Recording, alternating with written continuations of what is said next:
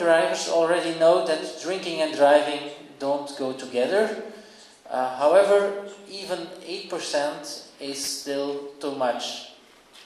So we were sitting together with our young volunteers who are in the age group 17 to 29, and we asked them, how could we even get lower figures for young drivers? Because going from 8 to 0 is hard, just as going from 18 to 8 for the rest of the population will also be very hard. So, of course, we know where the problem is. It's people driving back home from nightclubs. We all know that we should have a way to stop them driving. And finally, we came up with an idea that everything already exists. It's just putting together some tools we have. And that's why we launched in April this year an alcohol barrier. As the word says, it's a combination of an alcohol and a barrier.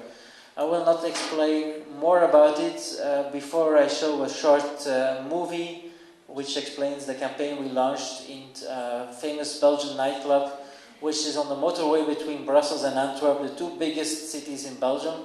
There's a distance of 50 kilometers between those cities, and the nightclub is situated in the middle of them, which makes that you have to drive more than 20 kilometers to get there, no matter where you come from, and it's a place where there is no public transport.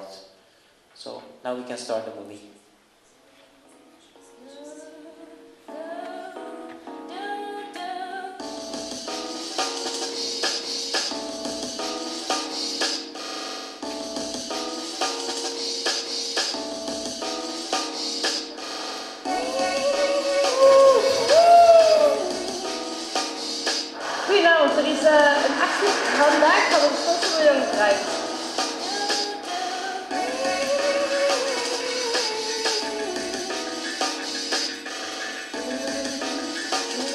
We're the responsible young drivers, and we're here at Carrier for a very special event. In that sense, we're on the parking lot, on our little piece of the parking lot, and we've installed an alcohol barrier. So people who park here have to do an alcohol test before they can go home. They have to be under the legal limit, because otherwise our barrier won't open and they can't leave. The most of them were just sober, so they can just leave. But there were also a few people who we had to test the passengers to get a good alternative to drive home.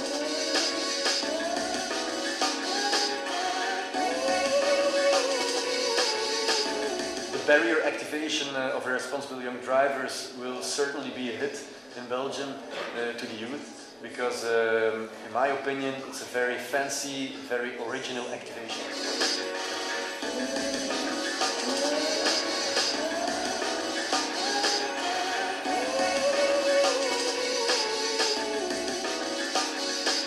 Just blow steadily and calmly for about 3 seconds. Go, go, go, go, go, go, go, go, go, go, go. Go for it. Very good. You can go home safely. Okay, thank you. See you. See you, bye.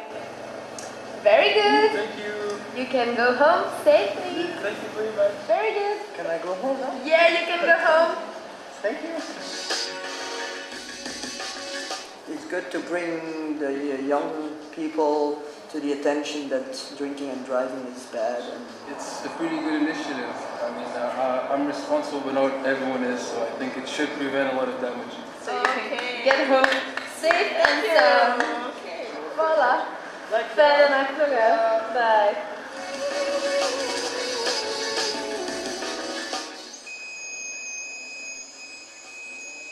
Hoi, hoi.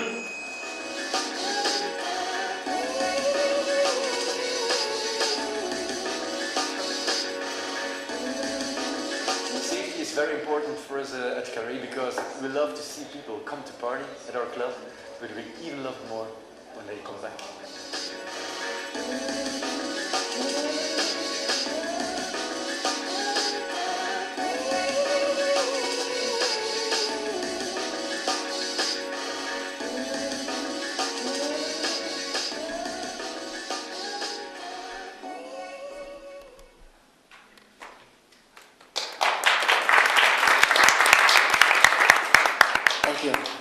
let me present some of the results. Well over 90% of the young drivers who accepted the commitment to participate in the event have respected it and did not drink and drive. They were rewarded by participating because the alcohol barrier was on a kind of VIP parking lot in the nightclub, which meant that they could park really close to the entrance, which is important in a nightclub where there are not enough parking places for everybody. The alcohol barrier is something that we designed to be moved to the places where it's necessary. Even if it's a barrier like you also know in Bulgaria, however, often here you have to put money in it. In Belgium you don't need to do that, you just need to blow in the breathalyzer. We moved with the alcohol barrier to summer festivals, to nightclubs, and we can do it to every place where a lot of young people come with their car, so that we can offer them a safe solution. We already tried to do it with a reservation system, or just a system where the people who arrive and were informed at the start. Important to make it a success is that you always need a team of young people explaining it at the start of the event. What is the aim and what do we expect from them at the end? Because the objective should be that at the end of the evening the barrier opens for everybody, because everybody has respected the commitment not to drink and drive. And of course it's a one-time event, but all major changes in behavior start with one-time events, and that's why we're very happy with our new tool, and we will use it during the next years. We will launch it in the Netherlands next spring. I think it has the potential to become best practice all around Europe, and I would encourage Bulgaria also to start with it in the next years, whenever you have the budget to do so. Money is not always easy, but safety is so important that it should be done everywhere around the world, so that we can reach the objective of the European Commission, reducing the number of people killed on our roads. And I would encourage everybody to join the European Road Safety Charter, so that you make a commitment to work on road safety during the next years and to follow what's going on all around Europe. Thank you very much, Daniel, for inviting us. I hope it was interesting for you in Bulgaria. Много благодаря, господин Чиерс. Да ви кажа, мен тази идея много ми харесва, страхотна е. Само, че ако Пътна полиция не участва, аз няма да участвам. Само си представете как ще сложи тази бариера някъде пред чалга клуб и тия мастити с джиповете ще им кажат духа и тук, иначе няма да се отвори бариерата. Направо ще ни пометат със бариерата. Така че ако искате с Пътна полиция може да помислим нещо, обаче трябва да сте скрити някъде за тъгъла. Ако нещо се наложи да ни изкарвате по бързата процедура, просто да разчитаме на някой. Защото България, за съжаление, в това отношение все още не е Белгия. Благодаря на нашите първи участници. Последният лектор за тази сутрин не можа да се справи. Може ли въпрос? Да, защо не? Един въпрос искам да задам. Девиза на Европа е обединение в различията. Има междукултурни различия, има и генни различия. Аз съм бил много пъти в Белгия и Холандия. Аз там като си поръчам 40 грама водка и пия 2 бири и ме гледат, все едно съм изпил някакво огромно количество, защото хората в Белгия и Холандия пият 2 бири, 2 чаши вино и забравя как се казва. А ние тук сме други хора. А дори в Холандия е разрешено употребата на марихуана и на алкохол, а в България не е. Моля да ми отговорите. Благодаря. Който е почти да ви отговори? Йохан. You can take the other one. Okay. First of all, I don't believe people in Belgium drink less. They drink different stuff, of course. Vodka is not the most popular drink in Belgium. It's Belgian beer. Just like in France, it's wine.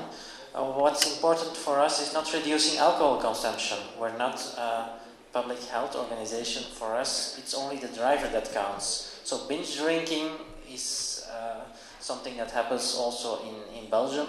We only focus on the driver because the short-term negative aspect of drinking is mainly in driving.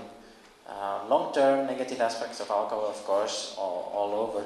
So for us it's important to act on that so that you create a responsible behavior. And finally, what our long-term goal is with our campaigns is to make responsible citizens. And we already spoke about responsibility in the first part of the conference. If we achieve that, it's okay. Then coming to the Netherlands, where drugs is allowed, that's true, but that's not the case for driving under the influence of drugs. An alcohol unfortunately only works on alcohol, not on drug driving, but my colleague Peter Volkersma from the Netherlands will present later on the prevention campaigns that are organized by Responsible Young Drivers Netherlands around the topic of driving under the influence of drugs. Of course, as long as there is a taboo around the topic in your country, it is very hard to do those campaigns. But what I've seen from Open Youth during the 10D by Night project is that drug prevention in Bulgaria is possible if it's done in the right way.